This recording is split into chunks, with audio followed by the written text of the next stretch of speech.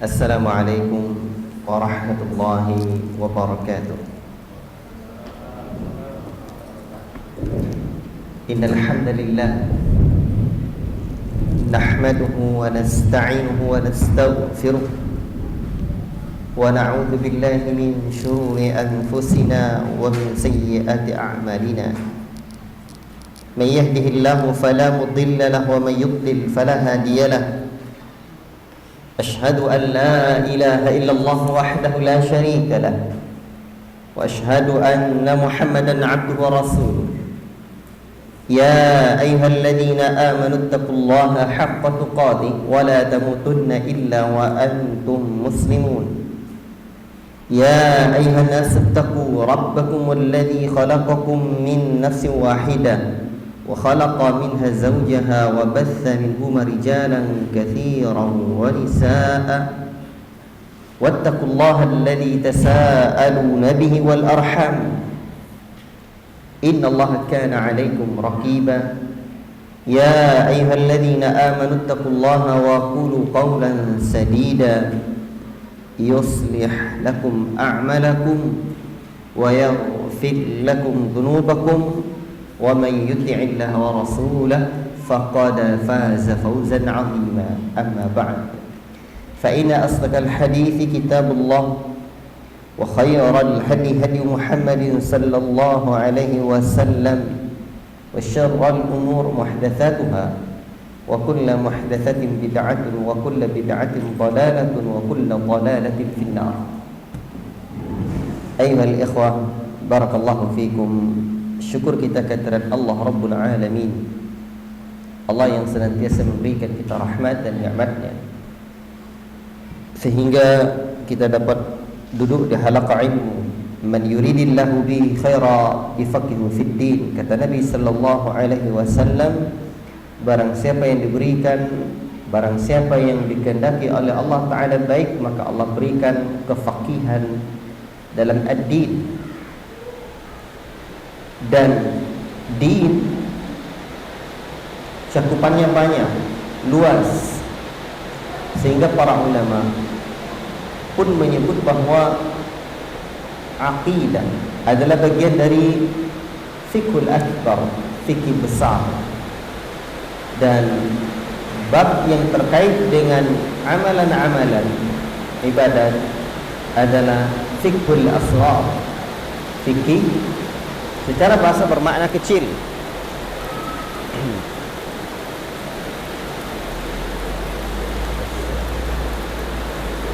Caranya ya.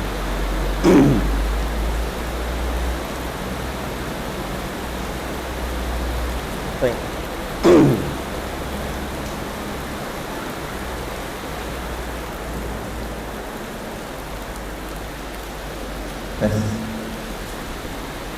Secara bahasa bermakna kecil, tetapi bukan berarti harus mengecil-ngecilkan ibadat, tidak. Maka bermakna dari ifaqihu fiddin, Allah berikan kefaqihan dalam agama, baik dalam fiqhul akbar ataupun dalam fiqhul asghar. Maka untuk itulah pada kesempatan ini saya minta untuk belajar fikih. Tapi saya lihat saya juga perlu bertanya, itu materinya yang seperti apa?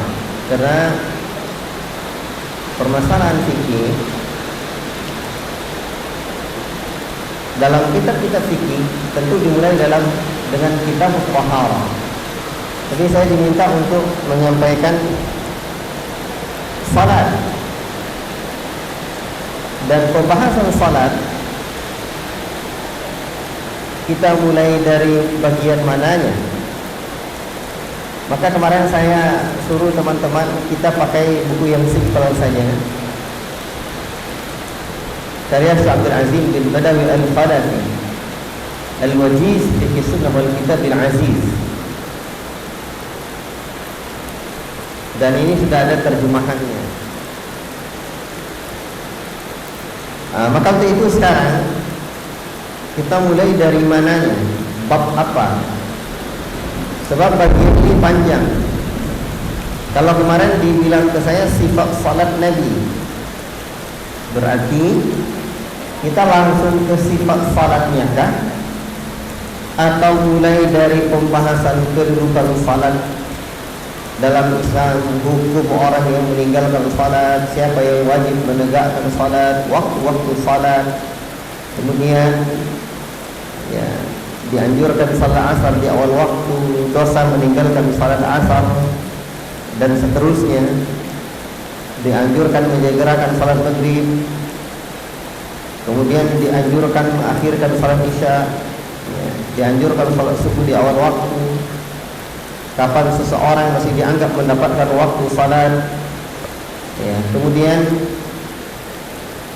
ada pendahuluan yang lain, termasuk juga dengan azan, hukum azan, sifat azan dan iqamah, ya. Kemudian juga syarat-syarat sah salat, mengetahui waktu-waktu salat, menutup aurat, menghadap kiblat. Ini daftar isinya. Sifat salat, rukun-rukun salat, ya, kewajiban-kewajiban dalam salat, sunah-sunah dalam salat qauliyah dan fi'aliyah, ya. Termasuk doa dan zikir untuk usai salat nanti, perbuatan yang dimakruhkan dalam salat, hal-hal yang mubah dalam salat, itu sifat salat. Kemudian termasuk juga hal-hal yang membatalkan salat. Bab berikutnya salat tatawwu', salat sunnah. Apa saja? Mulai dari witir, salat malam, duha, ya. Kemudian termasuk salat istikharah, gerhana, istisqa, bahkan sampai sujud sahwi. Termasuk juga dengan pembahasan berikutnya tentang salat jamaah, salat orang-orang musafir, salat Jumat, salat hari raya, dan hal-hal yang lain yang berkaitan dengan salat ini. Maka untuk itu sekarang, kemarin kan saya diminta untuk menyampaikan ini 60 menit setiap hari Selasa.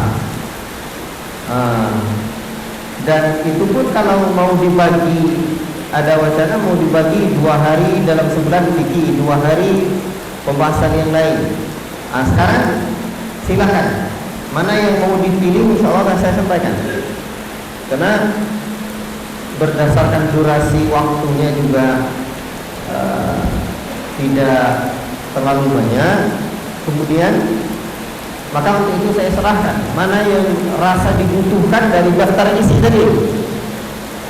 Kan saya sampaikan mana kira-kira ini silahkan sama teman-teman, mana yang kita pilih dari awal, dari bab apakah, dari pembahasan apakah, ya. Dan nanti ingat 2 kali sebulan 60 menit, artinya 120 menit, 2 jam dalam sebulan. Makanya modelnya seperti apa? Modelnya model sifat salat Nabi disampaikan model ini terus dipraktekkan, atau sampaikan secara seperti apa? Ini yang butuh saya jawabannya dahulu. Barakallahu fikum. Silakan kasih saya jawabannya.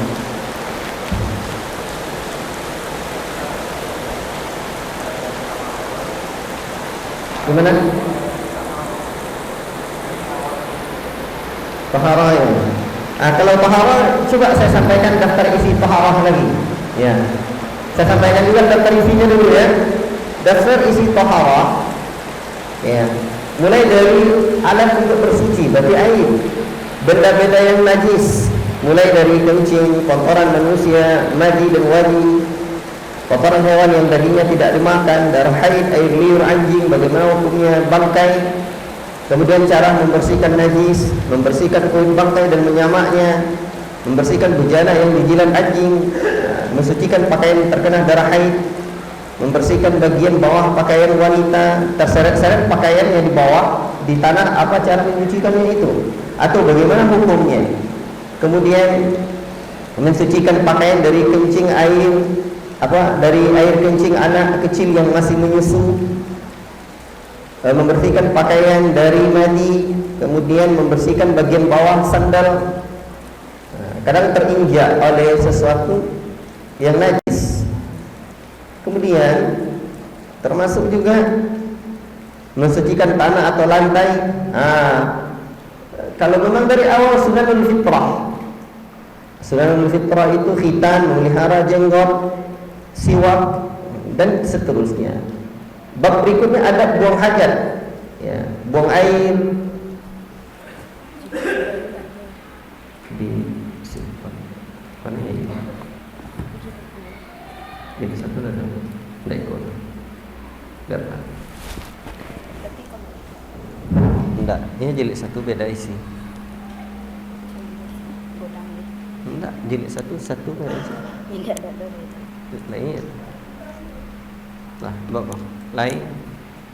Bawa dek rumah. Pegang ya. Ada ke rumah dulu ya. Ya. Biarlah buku itu di situ. Cari-cari lihat kalau lain, kalau enggak ada biarlah. Ya. Buang hajat juga. Ada buang hajat, buang air, kemudian bejana, wudu, mengusap di atas khauf, mandi besar, tayamum, haid dan nifas. Sekarang silakan dipilih mana yang mau saya sampaikan. Ini yang dibutuhkan apa rasanya? Kalau memang, makanya saya serahkan. Maka kemarin saya WA, saya sebenarnya mau menyampaikan apanya, itu tergantung antum. Jadi kalau rasanya bab ini yang kita pelajari, baik saya sampaikan bab ini. Insyaallah.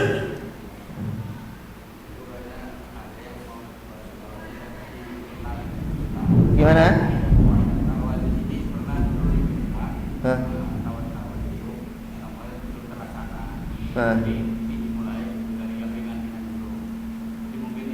Dia ringan semua Pak pembahasannya, cuman pada poin yang mananya?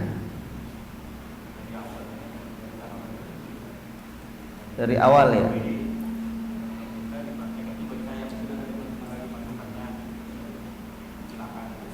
Pak Marento berarti usulan beliau dari awal. Sekarang berarti mulai dari kitab Thaharah. Berarti kitab ini dibahas. Yang lain silakan. Kena tunggu dulu. Makanya kemarin saya agak bingung juga sifat salat. Jadi sifat salat jauh kali di tengah. Sifat salat itu setelah menyelesai di halaman terjemahan ini 131. Artinya setelah selesai 130-an halaman. Yang lain silakan. Apa yang mau kita bahas ini? Dari awal kah atau langsung sifat salat Nabi? Apa kitab salat saja? Dari awal. Baik. Yang lain ada usulan?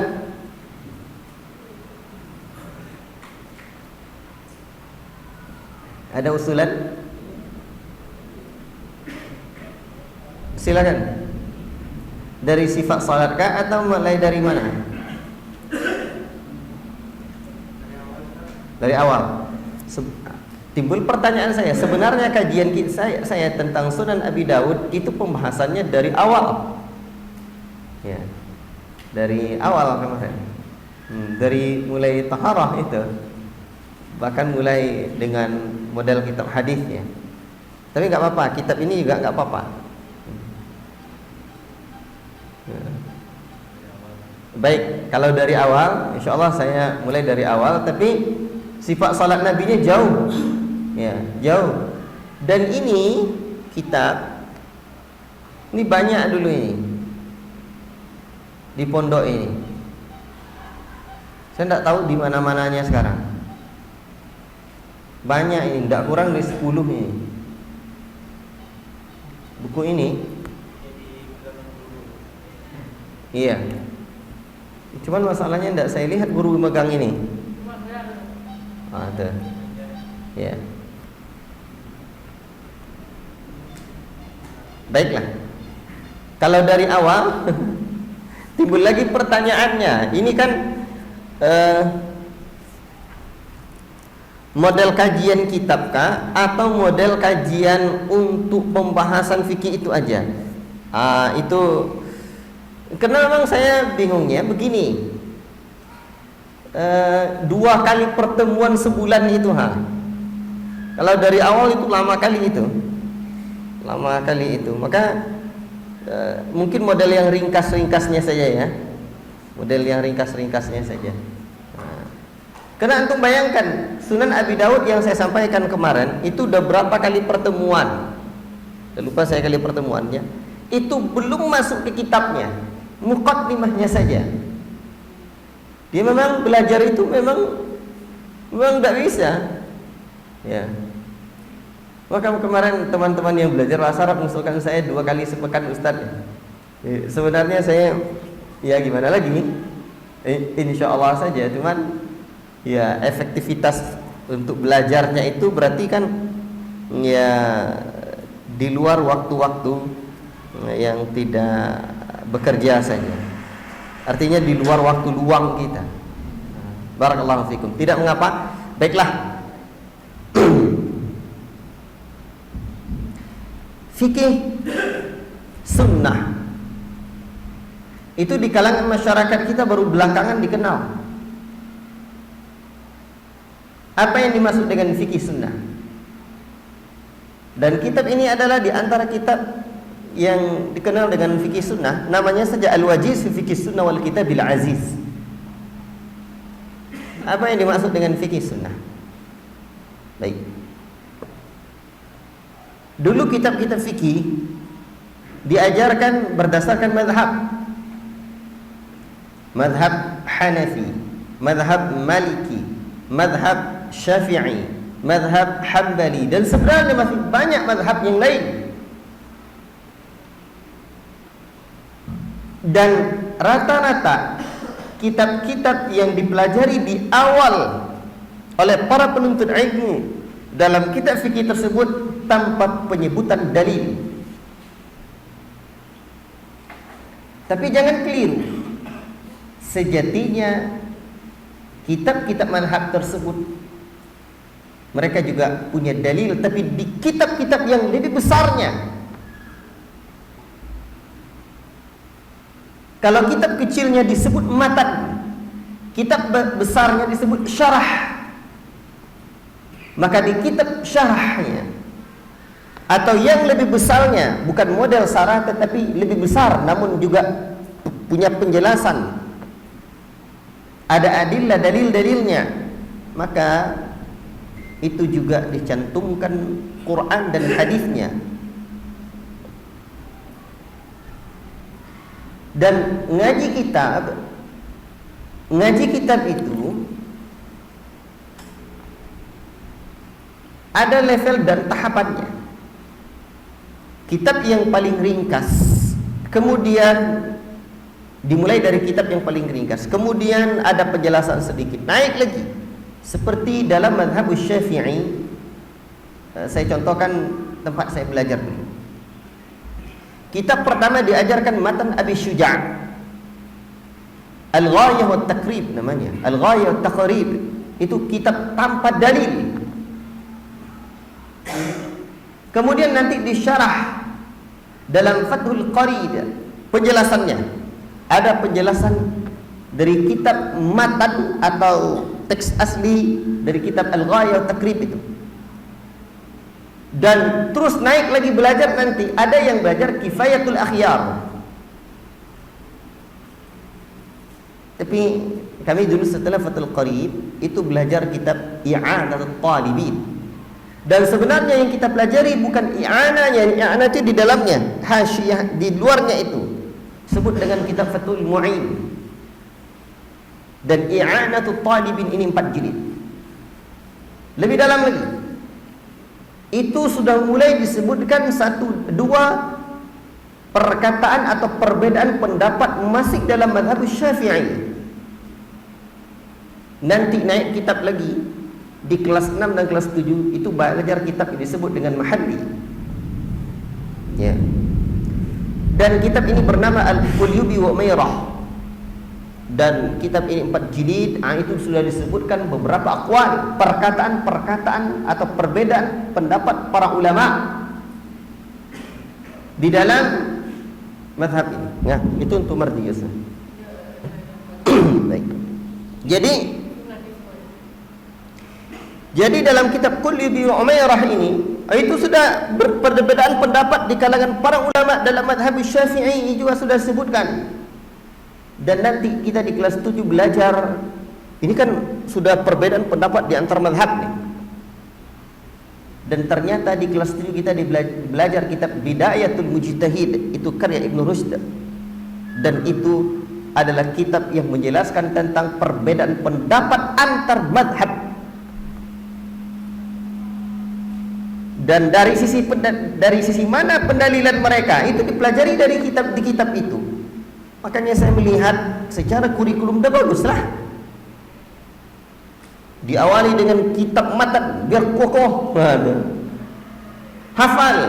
Saya dulu ujian kitab itu bahasa Arab saya tulis itu. Dia hafal. Baik. Dan ternyata dihantarkan kita untuk mengetahui fikih perbedaan pendapat di kalangan para ulama agar apa? Agar kita tidak fanatik itu sesungguhnya.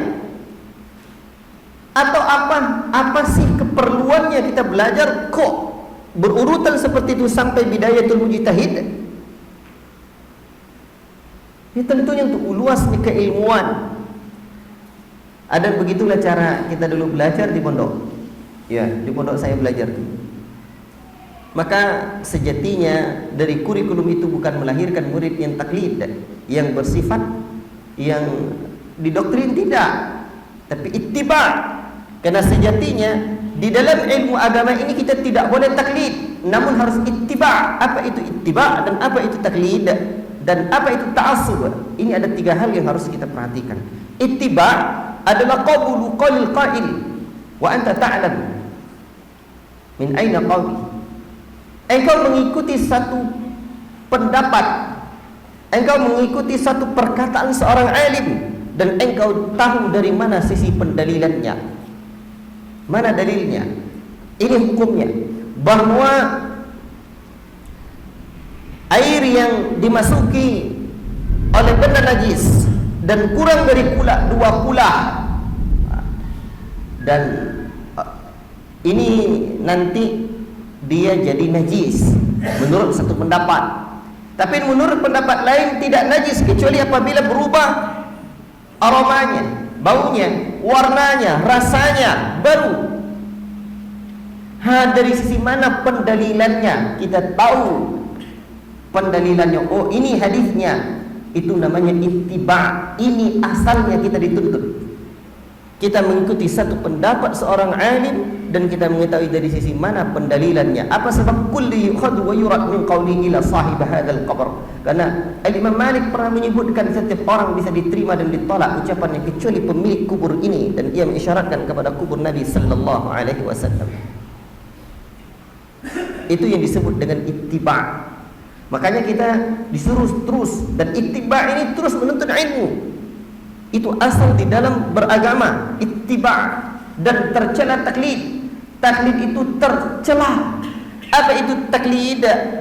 Qabul qaul qail wa anta la ta'lam min ayna qawlihi. Baik. Engkau menerima ucapan seseorang dan engkau tidak tahu dari sisi mana pendalilannya, dari mana asal ucapannya ini. Pokoknya kata guru saya ini, berarti kita matan. Ini dia. Itu ringkasan. Itu kalau tidak terus belajar bisa jadi taklid. Ya. Makanya guna kitab matan itu untuk anak-anak, ya, atau pemula-pemula yang belajar agama yang tidak perlu banyak pemikiran panjang pengkajiannya tentang adillah, tentang dalil-dalil tersebut. Ini namanya taklid. Kita tidak tahu. Pokoknya kata ustaz, kata guru ini namanya taklid, tercela.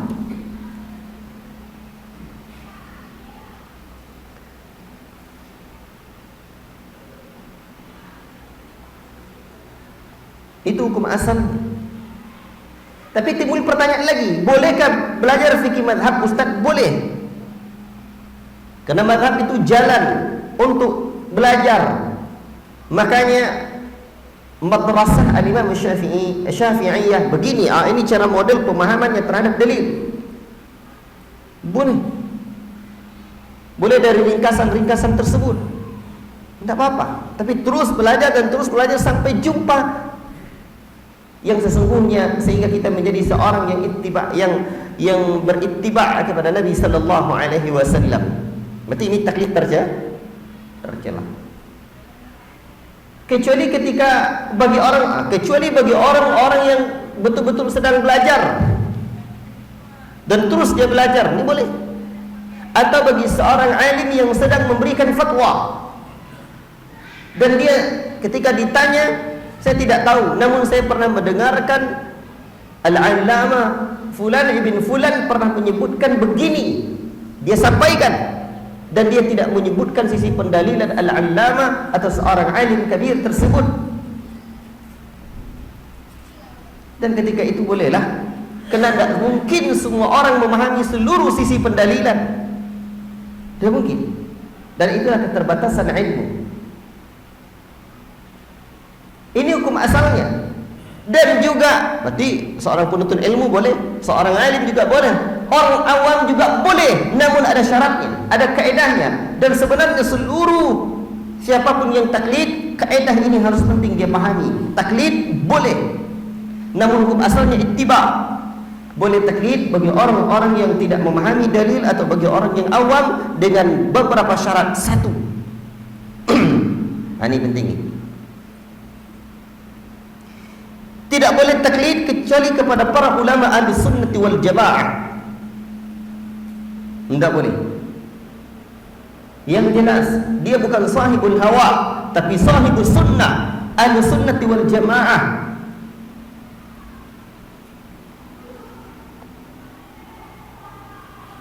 Yang kedua, tidak boleh meneruskan taklidnya setelah mengetahui bahwa ucapan yang diikuti salah secara dalil.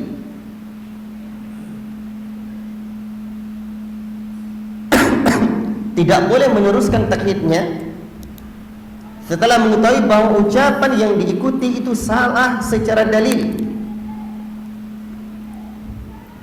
Maka tidak boleh taklid kepada pendapat yang bertentangan dengan nas, dengan dalil.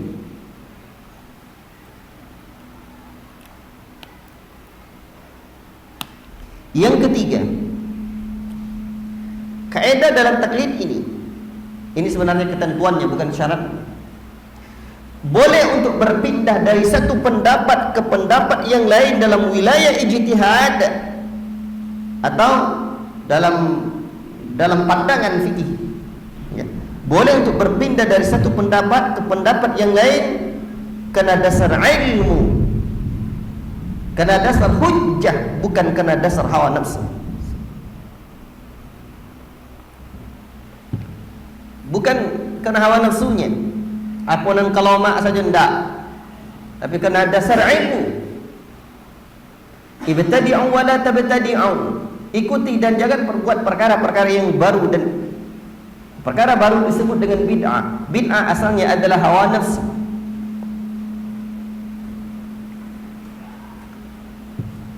Baik. Yang keempat, tidak boleh meyakini orang yang diikuti itu maksum atau selamat dari kesalahan. Tidak boleh. Seorang syekh, alim yang kita ikuti itu tidak maksum. Tidak boleh diyakini bahwa dia maksum. Tidak. Yang kelima, tidak boleh mewajibkan kepada satu madhab dari madhab manapun.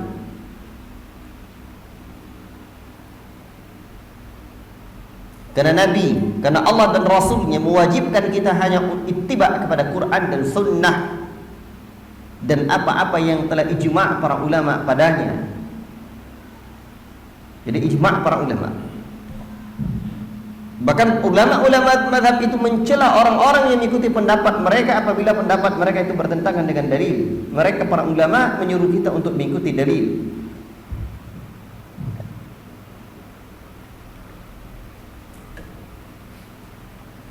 Kaidah yang keenam, betul keenam? Wala dan bara, loyalitas, kecintaan dan kebencian tidak boleh dinisbatkan kepada mazhab atau kepada orang yang diikuti.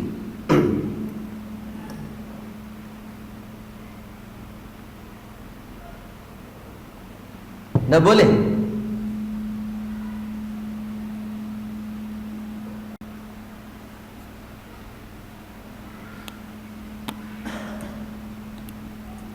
Makanya dalam perkara-perkara ini saya mendengarkan kalamnya Syekh Sulaiman Ar-Ruhaili hafizallahu taala di video-video beliau itu. Beliau menerangkan, saya merasa bergembira kalau ada murid-murid saya atau ya orang yang belajar kepada beliau di dalam wilayah ijtihadiyah itu, saya mengamalkan begini dan dia mengamalkan begitu. Ya. Misalkan mungkin nanti ada yang belajar kepada kita berpendapat menggerak-gerakkan jari, ya, tahrik di dalam tahiyat. Tetapi si fulan dia tidak menggerak-gerakkan jari, dan ketika kita tanya berdasarkan dalil pendapat dia, yang seperti kita Sulaiman Ar-Ruhaili fidhallah ta'ala, saya bergembira dengan murid yang seperti itu. Itu namanya loyalitas dan kebencian, atau itu sikap dan kaidah-kaidah sebelumnya. Jadi tidak boleh. Maksud loyalitas dan kebencian ini bukan ini ya. Misalkan saya kalau tidak mazhab dengan mazhabnya Asy-Syafi'i, saya tidak mau kawin dengannya. Ada dia. Atau tidak mau, ini dia. Seperti orang kampung juga. Misalkan saya kalau bukan orang Kampar Kiri, nggak mau saya kawin dengannya. Atau disebutnya lagi, saya kalau tidak orang Kampung Tengah, tidak mau saya. Itu payah juga tuh. Mungkin orang kampung ujung jodohnya. Barakallahu fikum. Jadi loyalitas dan kebencian tidak boleh dibangun di atas mazhab tersebut. Barakallahu fikum. Ini saya kira pendahuluan penting dan saya cukupkan nampaknya di sini. Dan wilayah fikih untuk kaidah ini. Dan wilayah fikih itu adalah wilayah ijtihadiyah. Ada ijtihadnya. Baik, sebelum saya lanjutkan tentang ijtihad, itu disebut dengan taklid dan itu kaedahnya. Dan ada satu lagi yang disebut dengan ta'assub. Jadi ittiba, taklid, dan satu lagi ta'assub. Apa itu ta'assub? Ta'assub adalah mengikuti satu pendapat seorang alim dan tidak kita ketahui dari sisi pendalilannya, atau mengikuti pendapat seseorang. Jadi yang namanya ta'assub ini 3, taklid 2. Satu, mengikuti pendapat orang dan tidak mengetahui dalilnya. Yang kedua, yang ta'assub ini mengikuti pendapat orang dan kita tidak tahu sisi pendalilannya, mana dalilnya. Dan ketika disebutkan pendapat itu adalah salah, bertentangan dengan nas Al-Quran dan hadis, ini dalilnya. Dan ketika mendengarkan ucapan hadis sudah bertentangan dengan pendapat ya orang yang diikutinya itu, dia pun, saya tidak bisa kalau bukan guru saya. Saya pokoknya saya ikut tu guru. Itu namanya ta'assub. Dan ia menentang dalil tersebut. Itu namanya ta'assub. Dalam bahasa Indonesia disebut dengan fanatik buta. Dia ada buta. Taklidul a'ma. Taklid buta itu sudah ta'assub. Bisa dipahami 3 hal ini. Jadi hukum asalnya kita adalah ittiba'.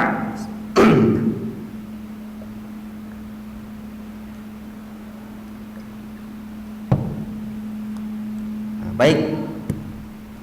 Cuman permasalahan fikih ini panjang.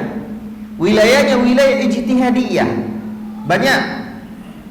Nanti di dalam masalah taharah juga. Maka untuk itulah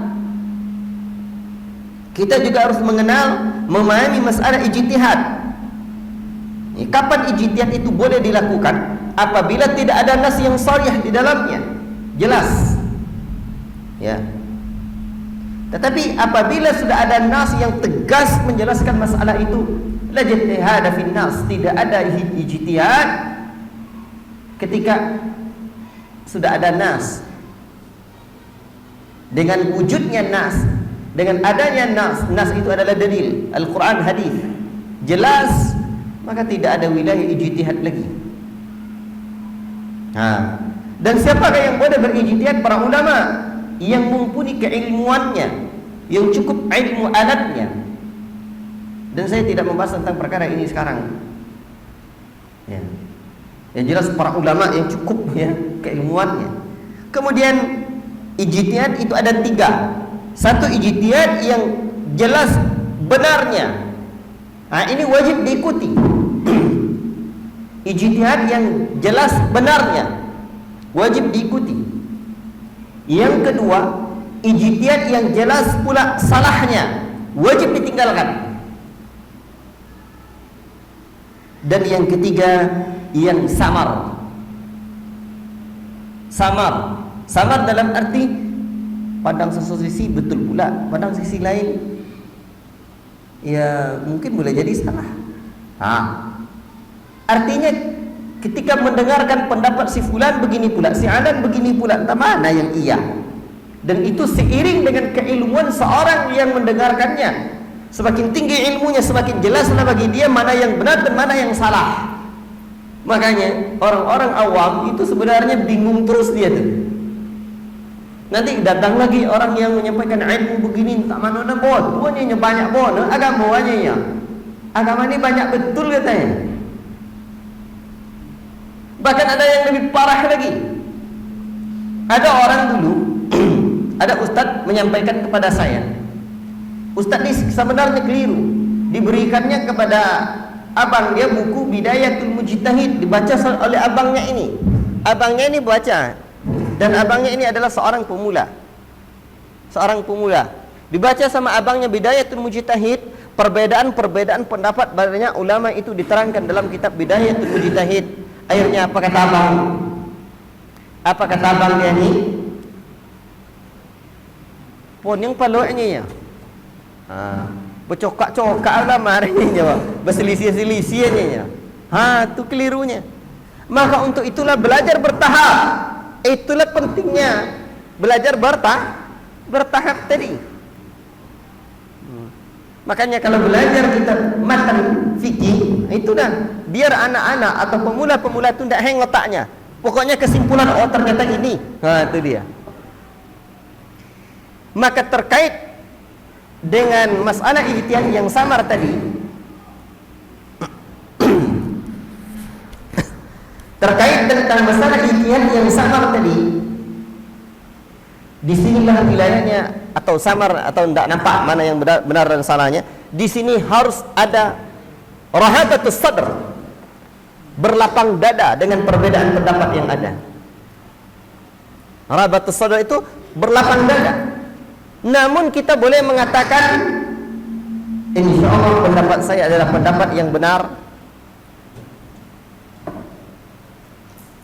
Tes.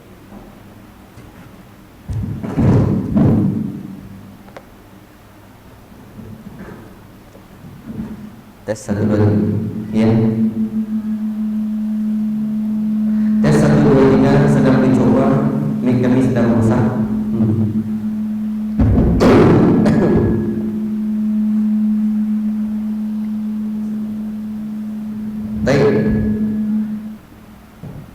Taib tes 1 2 3.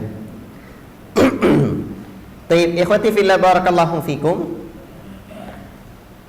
Jadi terkait tentang ijtihad yang samar tadi, entah betul atau tidak, maka dari sisi ini bagi seorang talibul ilmi atau yang meyakini, maka boleh mengatakan insyaallah inilah pendapat yang benar. Namun dia mesti berlapang dada dan mengakui adanya perbedaan pendapat. Dan di sini tidak boleh mengingkari dalam masalah ijtihad yang seperti ini.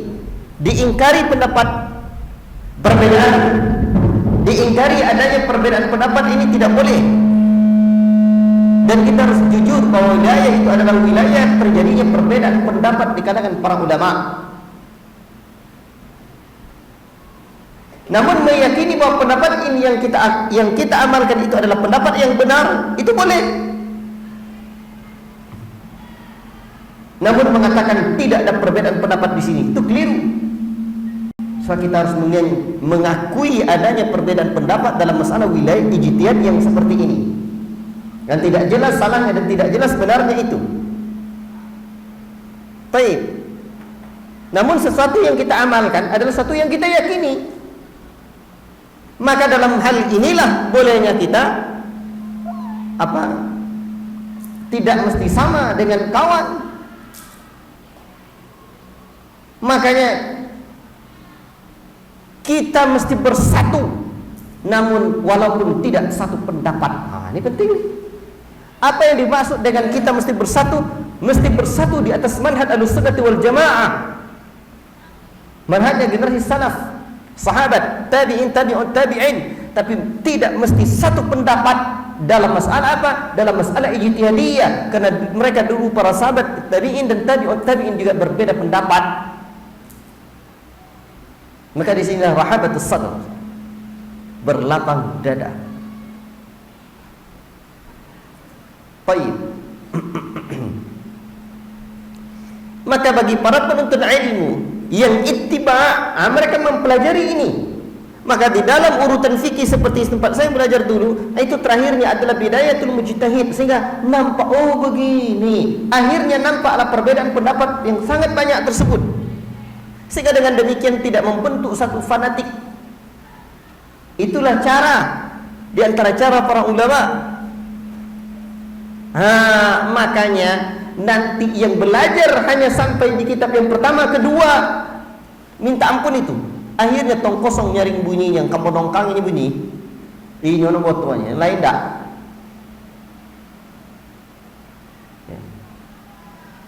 Dan permasalahan masalah ijtihad ini banyak.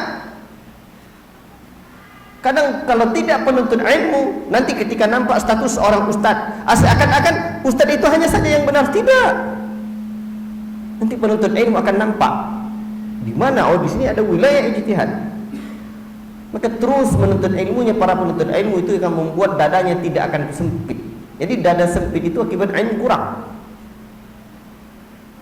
Dan terkait tentang masalah kitab ini, model seperti apakah kitab yang harus kita pelajari atau yang baik dipelajari oleh para penuntut ilmu? Maka di sini ada dua hal. Bagi orang-orang awam, bagi orang-orang yang pemula dalam menuntut ilmu, bukan seorang terpelajar atau yang terus ingin jadi terpelajar, maka fikih sunnah adalah model kitab terbaik, insyaallah ta'ala. Apa itu?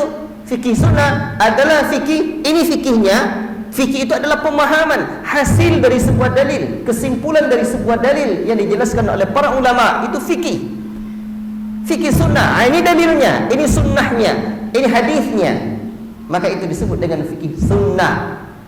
Adapun fikih madhab itu lebih baik dipelajari oleh kalangan orang-orang yang ingin menjadi terpelajar. Apa faedahnya ketika seorang pemula, orang awam yang belajar fikih dengan model fikih sunnah, tahu dia, sehingga ini dalilnya, sehingga dia menjadi seorang yang berittiba', bukan menjadi seorang yang taklid. Maka untuk itulah para ulama menulis kitab-kitab fikih yang disebut dengan fikih sunnah ini. Dan sebenarnya kitab sunan, kitab-kitab hadis, karena 6 induk kitab hadis, Sahih Bukhari, Sahih Muslim, Sunan Abi Daud, Sunan An-Nasai, Sunan Abi Daud, Sunan An-Nasai disebut kitab sunan dikarenakan susunannya adalah berdasarkan susunan kitab fikih. Seperti Sunan Abi Daud yang kemarin saya buka, itu dimulai dengan taharah, kitab taharah. Nanti urutannya adalah urutan fikih. Namun Sunan At-Tirmidzi bisa juga disebut dengan jami', karena jami' itu ada beberapa kitab yang tercantum di dalamnya, minimal ada 8 kitab di dalam kitabul jami', maka Sunan At-Tirmidzi disebut juga dengan Jami' At-Tirmidzi. Baik, ikhwati fillah barakallahu fikum. Itu di antara kitab fikih sunnah. Artinya kitab hadis. Tapi babnya itulah fikihnya. Dalam bab-babnya itu, dalam poin-poinnya itu fikihnya. Termasuk juga kitab-kitab hadis yang memuat masalah fikih seperti Umdatul Ahkam, Bulughul Maram, dan yang besarnya Nailul Awtar. Ini kitab yang menjelaskan fikih sebenarnya, tetapi berdasarkan urut dengan membawakan hadis. Namun belakangan para ulama kita, ya sebenarnya fikih mazhab juga membawakan hadis, tapi di kitab-kitab syarah yang lebih besarnya. Ya. Namun belakangan ada para ulama kita menulis seperti Al-Wajiz fi Fiqh Sunnah wal Kitab Al-Aziz karya Syekh Abdul Azim Badawi Al-Khalafi hafizahullah taala, beliau masih hidup. Siapapun yang ingin belajar dan pandai bahasa Arab, mendengarkan rekaman beliau, silakan cari di kitab di YouTube Al-Wajiz Fiqh Sunnah Kitabil Aziz Syekh Abdul Azim Badawi Al-Khalafi, maka nampaklah. Ya, hafizallah taala Syekh ini termasuk produktif. Kemudian ini di antara kitab ringkas ini. Nanti disentuhkan ini fikihnya, ini dalilnya. Namun ada lagi yang lebih tinggi dari itu, namanya Sahih Fiqh Sunnah karya Syekh Abu Malik Kamil Said As-Salim, dan ini yang terjemahannya 4 jilid. Ini 1 jilid tok. Dan di dalam kitab ini sudah mulai disebutkan perbedaan pendapat di kalangan para ulama, kemudian diberikan pendapat yang rajih, yang kuat menurut Syekh Abdul Azim Syekh Abu Malik Kamil Said As-Salim. Dikemukakannya beberapa pendapat dalam satu masalah ini, maka terjadi ada 3 pendapat. Pendapat pertama begini, kedua begini, ketiga begini, bahkan kadang ada 5 pendapat, kadang ada sekian banyak pendapat. Yang kuat menurut siapa itu? Menurut penulisnya. Maka sebenarnya satu kitab ditulis oleh para ulama tidak terlepas dari apa? Bagi para pelajar, bagi para penuntut ilmu dan para pengkajinya, yang diikutinya adalah mazhab penulis itu. Sebab menurut pendapat yang kuat menurut penulis ini. Namun ada perbedaannya apa? Di dalam Sahih Fiqh Sunnah dikemukakan perbedaan pendapat itu, dan akhirnya dibawakan oleh Syekh Abu Malik pendapat yang paling kuat, atau penulis berkata itu pendapat beliau. Bedanya dengan ini, tidak dikemukakannya perbedaan pendapat itu, namun beliau langsung mengatakan ini hukumnya dan langsung mengukakan dalilnya, tapi sesuai dengan pendapat beliau lah. Maka jika dipandang satu sisi betul, tapi dilihat di sisi lain bisa keliru. Kenapa? Karena kadang-kadang penuntut ilmu belajar kitab yang model dasar seperti ini, dia tidak bisa melihat adanya perbedaan pendapat. Maka ketika mungkin nanti ada salat tahrik, ya, ada orang yang tidak gerak-gerakan jari, dia tidak sunnah. Atau sedekah setelah takbiratul ihram, setelah apa? Bangkit dari rukuk, Allah sami Allahu liman hamidah, dia tidak sedekap, tapi ada yang sedekap nanti, tidak sunnah. Dalam kitab model ringkas seperti ini tidak akan diterangkan perbedaan pendapat yang seperti itu. Maka itulah pentingnya kalau saya melihat di antara kitab yang berkembang dan tersebar di negeri ini, Al-Wajiz dan Sahih Fiqh Sunnah, 2 kitab ini bagi penuntut ilmu mesti adalah di rumahnya. Yang model belajar kitab apa? Dengan model fikih sunnah. Untuk apa? Biar kita bisa melihat, ternyata ada pula pendapat yang seperti ini. Tapi itu Ustaz bukan salafi. Bukan salafi, tidak bersalafi masalah fikih ini, ikhwan. Ini wilayah ijtihadiyah. Syekh bin Baz itu sami Allahu liman hamidah bersedekap. Antum berani mengatakan Syekh bin Baz itu tidak salafi? Tidak. Ulama Ahlussunnah yang berpegang dan pegang teguh dengan dan mengajarkan prinsip benar di salaful ummah. Baik. Ini mukadimah penting saya rasakan, maka perlu saya sampaikan. Baiklah. Cukup ya? Ini lumayan ringkas saya sampaikan, walaupun panjang juga. Baiklah, saya tutup pembahasan yang ini. Untuk itulah hendaklah belajar terus menerus sehingga nampak, oh di sini, oh begini, oh tadi akan terlahir dia ketika ilmu kita sudah ada.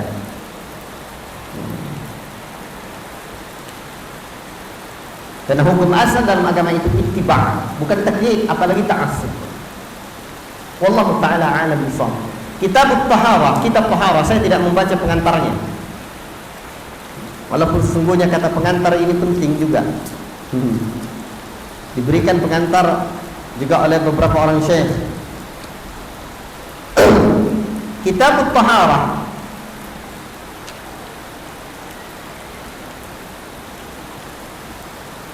Tadi kan saya diminta dari awal ya kaji kitab nih. Kalau begitu, kita belum bisa masuk ke dalam Kitab Taharahnya. Saya berikan lagi pengantar. Di dalam masalah fikih ada 4 rubu' yang dipelajari. Ada namanya rubu' ibadat, bagian ibadat. Ada namanya rubu' muamalat, dan ada rubu' munakahat. Yang keempat ada rubu' jinayat. Apa itu rubu' ibadat? Pembahasan masalah ibadah. Apa saja pembahasan ibadah itu? Dimulai dari taharah. Dimulai dari taharah. Apa sebab dimulai dari taharah itu? Apa sebab masalah ibadat dimulai dengan taharah? Ada yang mau bantu saya jawabnya?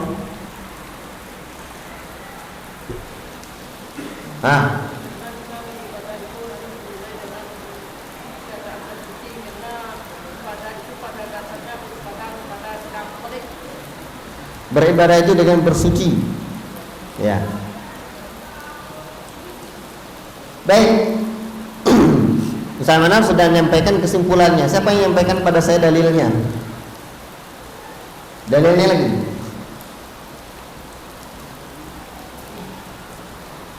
Dalilnya apa? Iya. Di antaranya hadis Nabi sallallahu alaihi wasallam, la salata liman la wudu'a lahu. Tidak sah salat bagi orang yang tidak berwudu. Atau la yaqbalullah, la yaqbalu salatu bighairi tuhur. Tidak diterima salat tanpa bersuci. Nah, itulah sebab pembahasannya kitab bersuci terlebih dahulu. Baik. Makanya rubu' ibadat kitab bersuci. Yang kedua, kitab salat. Kitab salat nanti. Lalu kitab apa lagi?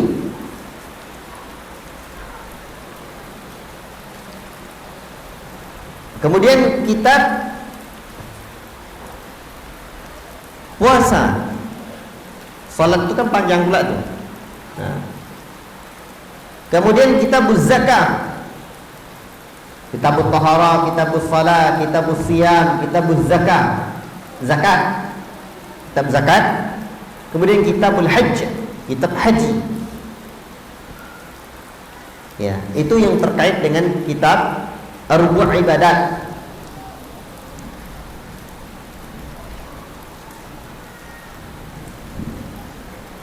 Namun seingat saya ada sebagian ulama yang masukkan kitab jihad di dalam rubu' ibadat. Tapi kebanyakan dalam rubu' jinayat. Baik. Kemudian kitab muamalat. Tentang muamalah itu kitab jual beli. Ini sahnya jual beli apa? Definisi jual beli itu apa? Dan yang lain-lainnya terkait dengan jual beli panjang. Ya. Nanti bab-babnya banyak itu. Bab yang tidak boleh diperjualbelikan. Bab khiyar, riba, muzara'ah, musaqat, menghidupkan tanah yang tak bertuan, ijarah, syirka, mudharabah, salam, kira. Ya. Hiwalah, wadi'ah, pinjaman, barang temuan, termasuk juga bayi kecil yang ditemukan. Itu dia. Kemudian juga nanti hibah, baiklah, dan seterusnya.